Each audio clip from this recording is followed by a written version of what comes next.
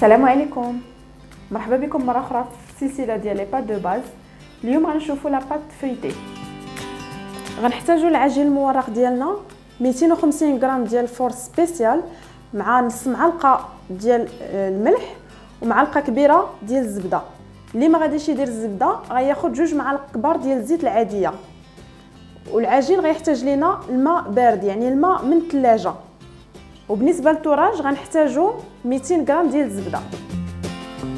باش نبداو غادي نديروا الفرص وهذيك المعلقه الزبده كبيره اللي درنا، غنحاولوا ندخلوا ديك الزبده في الدقيق.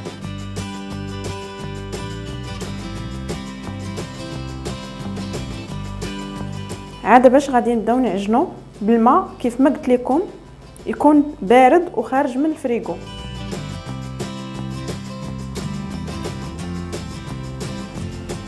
تقريبا كاس ديال العنبه ما عامرش، يعني كاس لاروب ديال العنبه. خاص العجين يكون قاصح.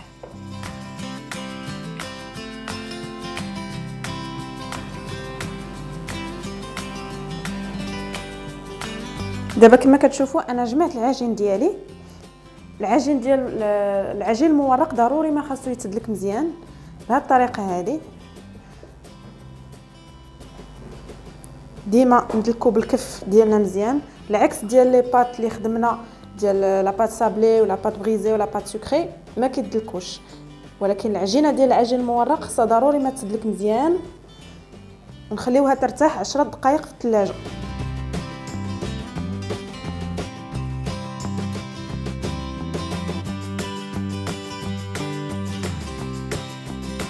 دابا من بعد ما خرجت العجينه ديالي من الثلاجه، خليتها 10 دقائق في الثلاجه. كما كتشوفوا كتولي خفيفه. غادي نروليوها بحال هكا باش نقدر نيطاليها على شكل مستطيل. قبل ما نبدا نيطالي ضروري ما ندير الفورس في البلون طرافاي ديالي.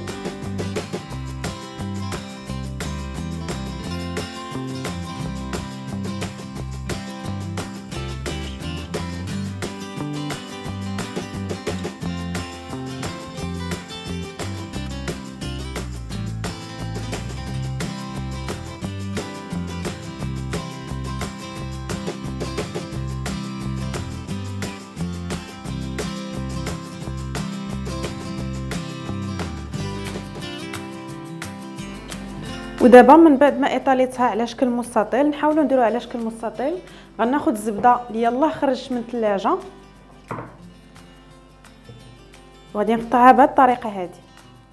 يعني هذه طريقه ديال المبتدئات، اي وحده تقدر تخدم بهذه الطريقه هذه.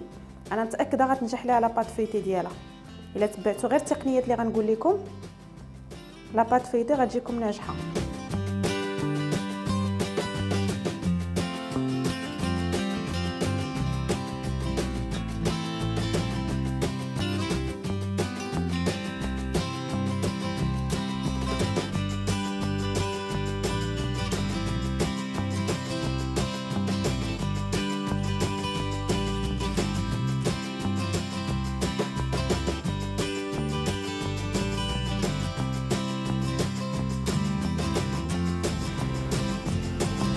ودابا كما كتشوفوا فرقت الزبده ديالي على العجين، على المستطيل اللي صايبت بالعجين ديالي.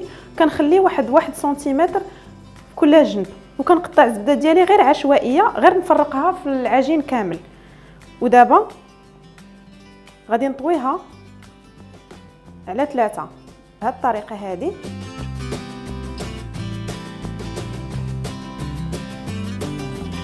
بشويه عليا ما نزربش.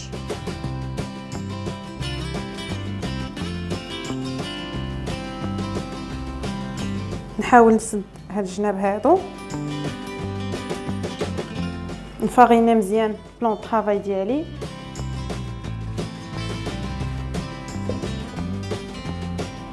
وغادي نبدا بالمدلك. المدلك ما كنوركش عليه، كنخليه هو يخدم خدمته.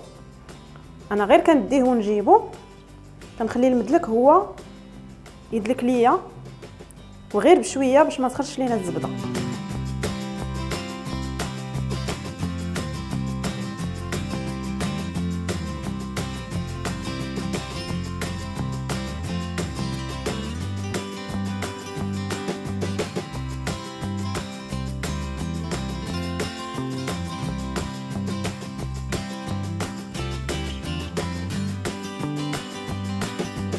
كيف ما كتشوفوا بقيت بشويه بشويه مع لاباط ديالي حتى ايطاليتها بلا ما نوريك على المدلك، كنبقى غادا غير بشويه بشويه عليا. ها نتوما ما خرجاتش ليا الزبده، ها هو الفاصل الاخر ما خرجاتش ليا الزبده بتاتا. كنحيد الفارين مزيان من فوق العجين وكنطوي بحال الطيه اللي طويت في الاول، وغنعتبرها هي الطيه الاولى.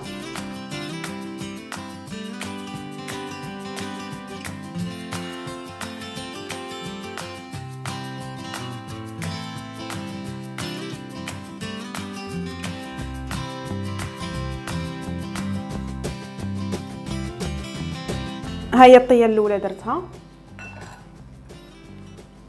وغندير لها واحد قريصه من هنا باش نعرف بلا راه هذه اول طيه درت، وغنديرها في الثلاجه 10 ديال الدقائق. عاد غادي نعاود الطيه الثانيه والثالثه والرابعه، غنديروا 4 ديال الطيات باش تكون العجين المورق ديالنا مزيانه باش نخدموا بها كيف ما بغينا. دابا من بعد 10 دقائق في الثلاجه ضروري ما تغطيو لاباط ديالكم بالبلاستيك بحال هكا باش ما تقشبرش لكم من الفوق. ها هي بردات ليا، دابا غادي نعاود نيطاليها على شكل مستطيل باش ندير التور الثاني.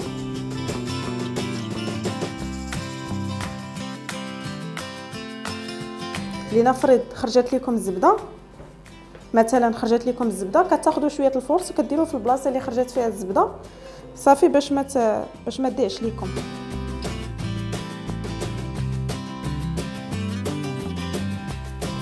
دابا غادي ندير التور الثاني على 3 بنفس الطريقه. ديما نحيدوا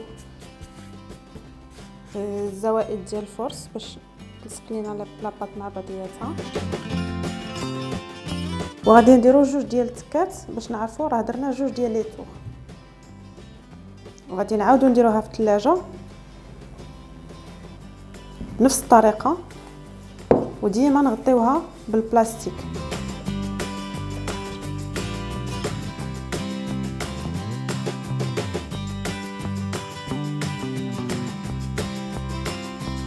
كنبقاو مستمرين بنفس الطريقه حتى كنديروا 4 ديال لي طور. لاباط فايتي ديالي درت ليها التور الرابع، بقيت مستمره بنفس الطريقه. كل ساعه كندير ان طور، كنديرها في الثلاجه 10 دقائق حتى وصلت للتور الرابع درتو في الثلاجه ودرتها في الثلاجه. دابا غنقسمها لكم على 2 باش يبان لكم الفيطاج، باش يبان لكم الفيطاج مزيان. ها هي كيف ما كتشوفوا السلسله ديال لي بات دو باز مازال مستمره. كنشكركم بزاف على التفاعل ديالكم، كنشكركم بزاف على التعليقات ديالكم الزوينه ليا، وكنتمنى نكون عند حسن الظن ديالكم. باي باي.